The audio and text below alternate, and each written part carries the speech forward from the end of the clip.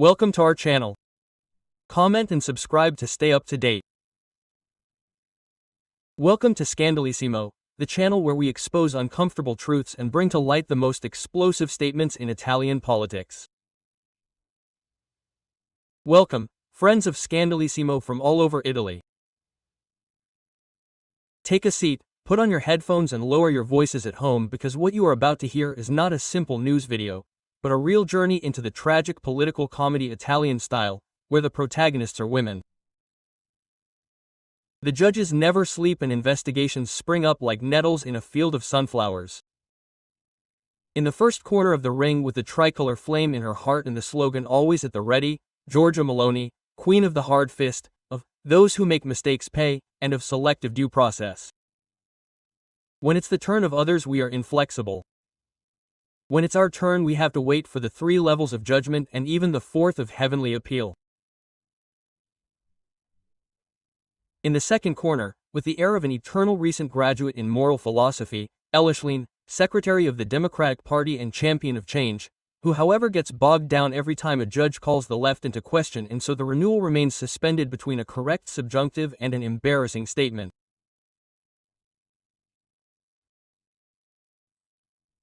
And finally, against the backdrop of a Milan increasingly vertical in its skyscrapers and horizontal in its transparency, Lucia de Cesaris, former deputy mayor, former symbol of the urban left and according to the prosecution, perhaps the alleged key figure in an attempted extortion in the shadow of a regulatory plan. Once she managed urban planning, today she is managed by investigations, a career that ranges from renderings to judicial reports, passing through coffee offered to people with a vice of property. And as always, the invisible direction of all this drama is entrusted to them. The magistrates, the golden pens of the wiretaps, the Sherlock Holmeses with robes and electronic cigarettes. They are the ones who, with painstaking patience and an almost mystical passion for WhatsApp messages, dismantle smiles, dig into phones and lift carpets that no one wanted to clean. Hold on tight because today on Scandalissimo we are uncovering the Milanese pot and inside we find politics, property developers, creative urban planning, suspicious coffees and very noisy silence. Get ready, what is happening in Milan is not an isolated case, it is only the latest episode of a long soap opera called Repubblica Italiana. Get ready to find out what happened and remember to subscribe to the Scandalissimo channel, leave a like and activate the bell so you don't miss the next videos. Let's find out together. Listen carefully.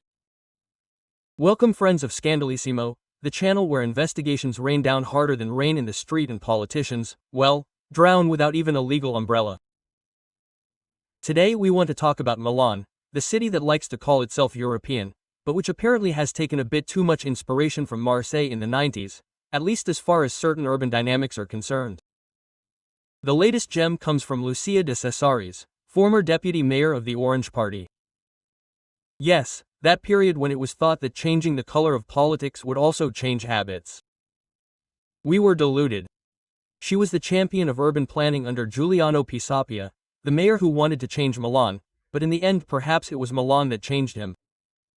Lucia, also known as the Permit Tsarina, ended up among the 74 people under investigation in a major investigation that seems more like a judicial Christmas movie than an investigation.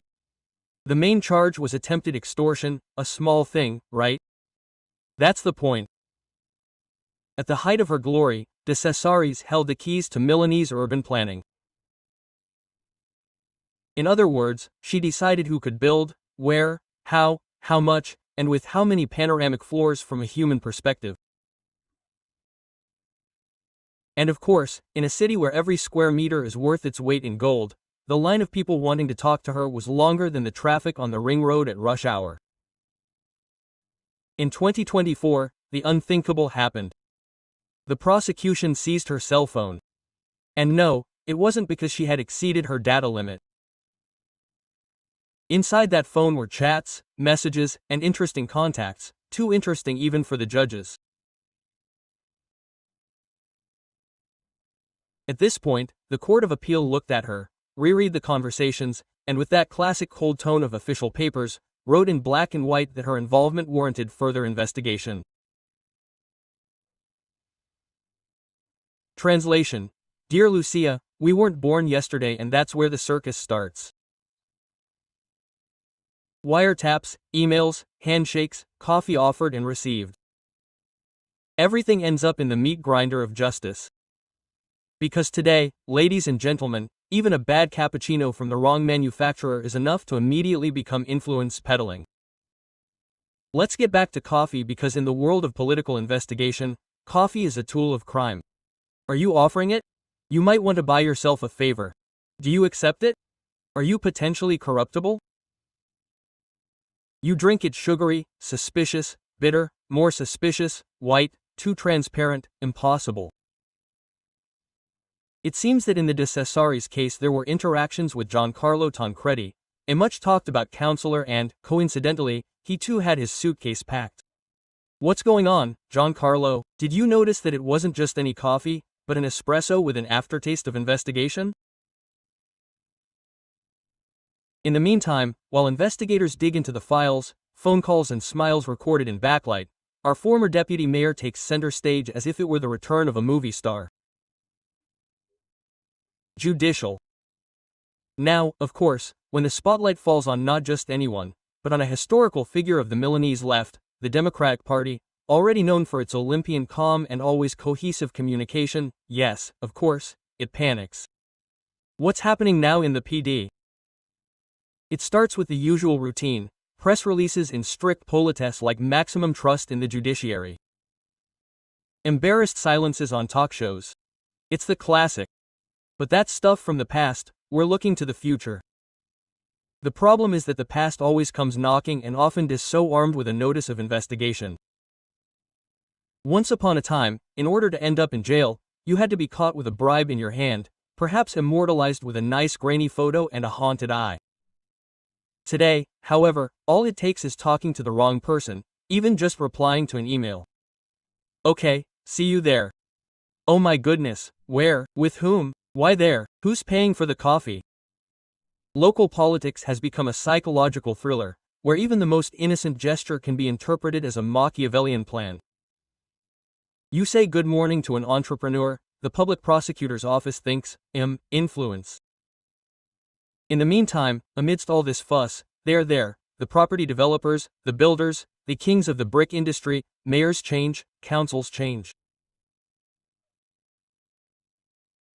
But they always stay on top of things and are never called speculators. No, they are urban developers and politicians. Some sell their souls for a favorable master plan, others get screwed even just for accepting a meeting.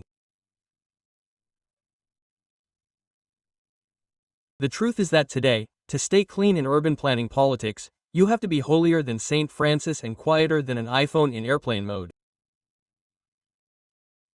Anyone who has the courage to enter local politics today deserves a statue and a permanent legal escort. Because you can be as honest as a Swiss accountant, but if you find yourself sitting next to the wrong person, you're done for. If you take part in a meeting with a developer, you're in the crosshairs. If you say yes to a message, you're immediately investigated. The solution perhaps is to become mute, invisible, never answer, never look anyone in the eye. But at that point, are you still a politician or a democratic ornament? Milan, Genoa, Turin, it doesn't matter. Nothing. Wherever there is a town hall, there is a property developer with a coffee in his hand and a permit to obtain, and somewhere a councillor undecided whether to accept it or pretend not to be thirsty. And at the end of the merry-go-round, here we are.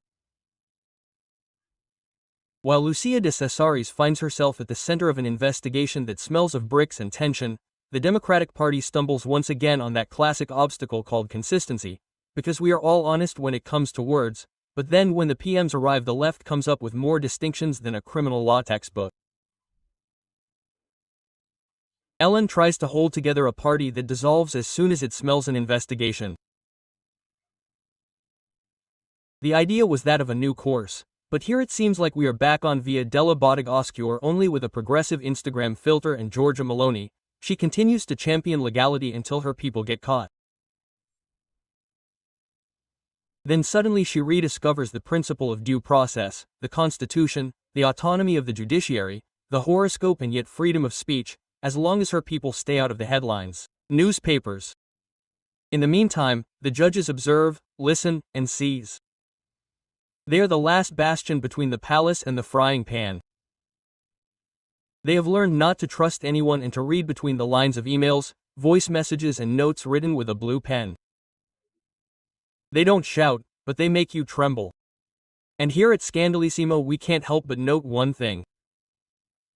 Politics in Italy today is like playing hide and seek in a house full of microphones.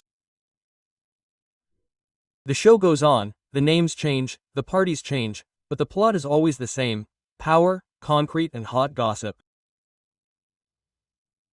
Italian politics is turning into a giant serialized crime series. Lucia de Cesaris is just the latest to fall into the trap, but the list gets longer every month. Italian politics is turning into a giant serialized crime series. Lucia de Cesaris is just the latest to fall into the trap, but the list gets longer every month. If you enjoyed this video and want to continue following developments in the most controversial news, subscribe to our channel. Scandalous channel. What do you think? Do you think Italian politics is a den of profiteers, or are there still honest people? Write in the comments, and don't forget to subscribe to the Scandalous channel, leave a like, and activate the bell so you don't miss the next updates on the most burning issues, and share this debate with your friends. The battle for freedom of expression has only just begun, and we will be here to tell you all about it. Stay tuned for in-depth analysis and debates that you won't find anywhere else. Subscribe to the channel to stay up to date and leave a like too.